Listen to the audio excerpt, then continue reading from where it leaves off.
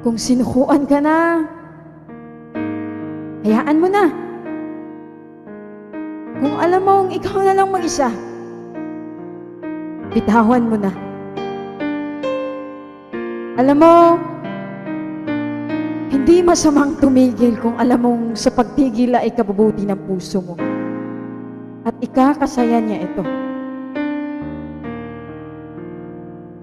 Ipaglaban mo man.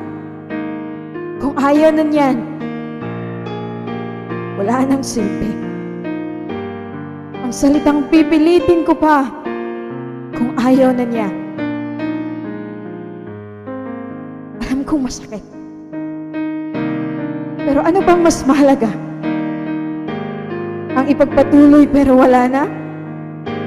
O bibitaw at ika'y makalaya na?